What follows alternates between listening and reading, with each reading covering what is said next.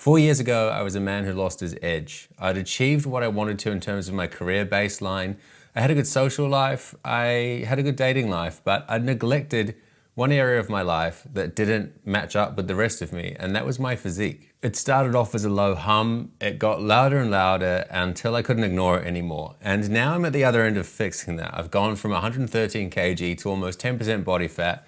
And I've been crafting a James Bond and Casino Royale physique for myself. And I've been doing it with ChatGPT. Why wouldn't I use ChatGPT to build my physique? That's the question that I want to help you answer by the end of this video, and I'm going to use myself as a case study to do it. So a quick intro, my name's David Robb, and for the last 2 years, I've been running a coaching business, helping people get their edge back through their performance and their physique.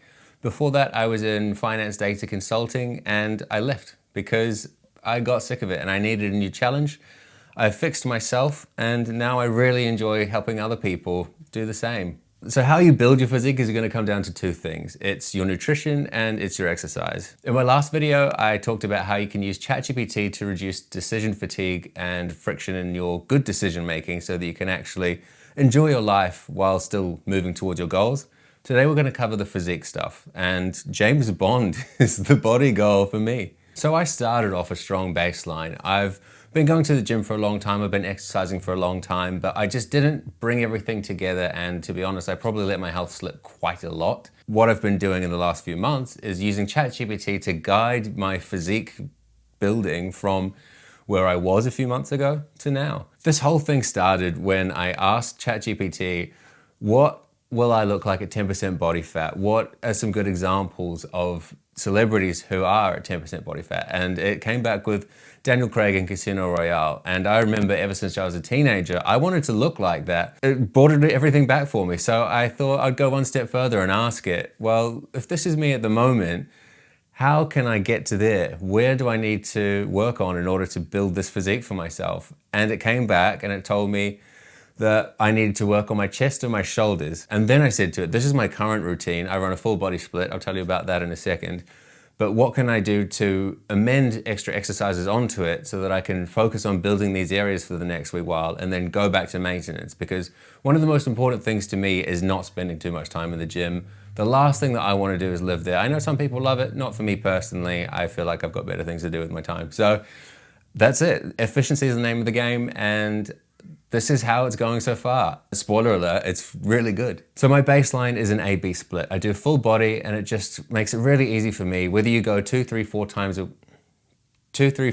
week, you can always fall back to the one that you didn't do last. It keeps it really simple. So I have my full body. That's supersets of pull-ups and toe-to bars, some push-ups, chest press, some big classic lifts, but then also some accessory stuff, and that's where I'm trying to do a little bit more sculpting. And I'm doing all of this at the advisement of ChatGPT, which is just incredible. So I've used ChatGPT to inform my 2 phases. So it said you need to work on your chest, you need to work on your shoulders. So I worked on my chest first. I did that for about 6 weeks, maybe 8 weeks. And once I was happy with the mass that I'd put on, I actually moved into my shoulders.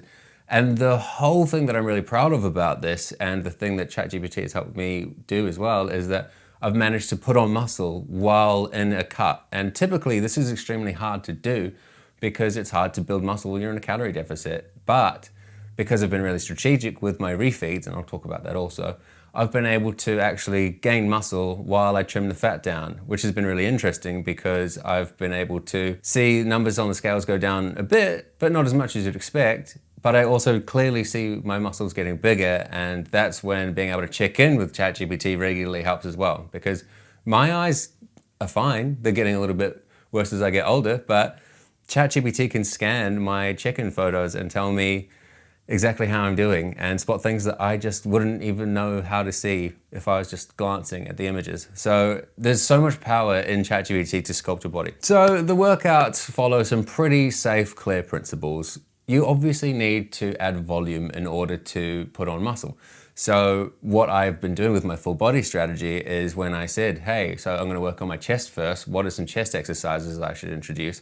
I simply added them to my full body A and my full body B. And that means that I'm getting the volume in to actually increase mass because of that constant reps and sets. It's not once a week, it's every time I go to the gym. I like this because it means that I could focus on an area, I can target it, and it will build faster. Once it's there, I can move into a different area.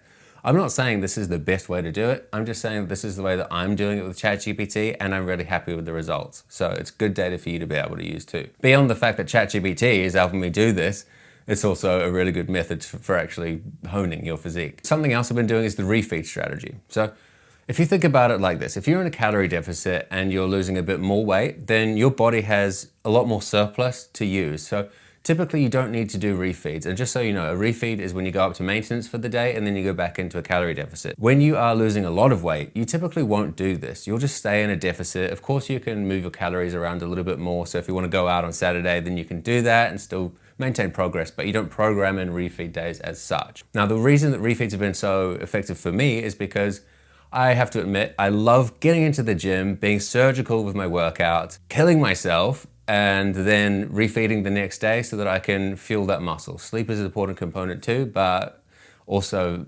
eating is important. And this is how I've been able to put on more muscle than I think by a lot if I'd just been in a constant calorie deficit. So that's been my strategy as well. So just to cover off the check-in component quickly, and then I'll kind of bounce back to the actual routine. It's really useful as well because you have different metrics that you can use when you're measuring your progress. Typically, you're going to have scales, you're going to have what you see in the mirror, and you can use measurements as well. I've not been using measurements, but I say this as someone who's lost a lot of weight too.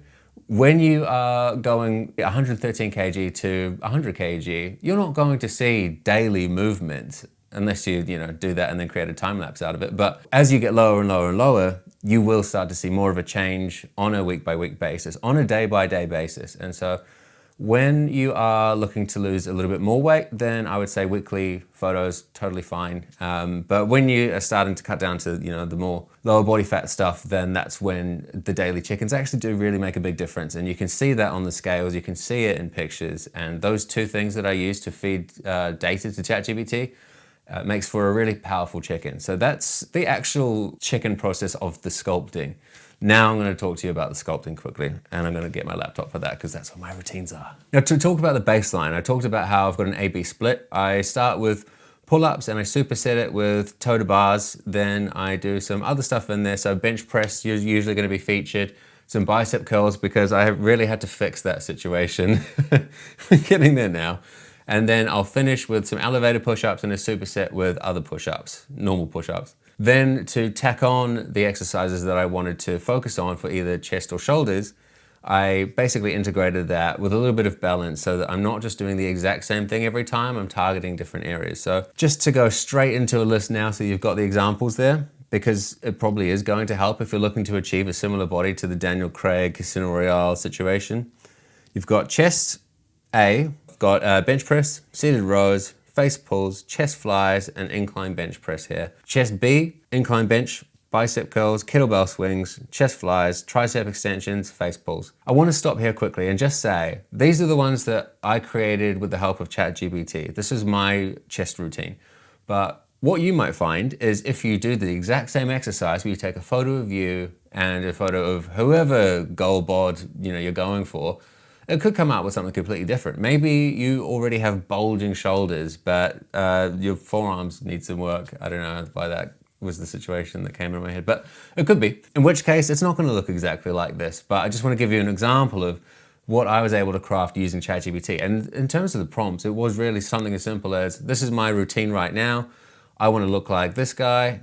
What kind of things can I add on in order to get closer to that goal? And then, okay, I'm focusing on chest first. Let's build out workout A and workout B and go from there. Just a template, but still really useful, I hope. So I worked on my chest for about 6 to 8 weeks. I got happy with the mass that I put on there, and then I shifted my focus to shoulders. And so this is the shoulder routine. So shoulders A was a military press, bent over rows, kettlebell swings, which I love. They're always in there 1 day a week. Lateral raises with cables, tricep extensions, face pulls, and bicep curls. These routines usually take me around an hour and 10 minutes. Just to keep me honest, usually I prefer a nice, efficient 45-minute kind of situation, but I'm in an intense build phase at the moment. I don't mind sticking around for an extra 20, 30 minutes. This is temporary for me. And once I've gotten to that end goal, then I can revert back to an efficient workout for maintenance, for strength building, without the targeted precision. But this is how you sculpt your physique. And then the full body B for shoulders, bench press, seated rows, lateral raises, incline bench, and bicep curls again. So you've got the pull-ups and the toe to bars for the front superset, all of this stuff in the middle, and then finishing with push-ups just to blast the chest at the end. And you will be dying by the end of it if you're pushing yourself, and that's a good thing, because the harder it is, the more results you're going to see faster. And you feel like an absolute king at the end of the workout, which is just great for getting that edge back too. So just to strip it down to its really bare bones, you can take a picture of yourself and your goal, ask ChatGPT to analyze, or to give you a gap analysis to tell you what you need to be working on. Then you can fix your routines. You can do your check-ins, whether that's weekly, daily, wherever you are on your journey, you can do that. My clients are loving it. I'm loving it. I've got a custom GPT for my clients because ChatGPT is great. And if you want to get started with some basic protocols, then I've actually got a list of them that you can access. Just check out the description. But also it does need a little bit of refinement, because I gave an example in my last video that I did, but just so you know, if you said, okay, maybe I want to go out for some drinks tonight, can we make it work in my plan? It would probably come back and say, no, you need to grind it out and stick with it. Maybe it's going to be nicer to you, but my general ethos is that if you're going to stick to any plan, then you need to be enjoying your life while you do it. And flexibility is the name of the game. So I've baked all of my coaching ethos into the GPT along with some logical stuff, which is why I think my clients love it. And why I love it too. I literally check in with AI David every day. It's a mad world that we're living in, but it's extremely exciting. So you can get a free prompt protocol pack below. If you're interested in working with me, there's also a link there. And then one last thing, I'm going to cover off my full journey from 113 kg to 10% body fat in the next video. Subscribe so you don't miss it. And if you want to learn about how you can use ChatGPT to guide yourself through a full nutrition plan, including real-time flexibility, then this video is going to show you how to do it. And I thoroughly recommend you check it out, because I had a couple of my clients watch it and they said it was extremely helpful and they loved it. So if you don't trust me, trust them. I'll see you there.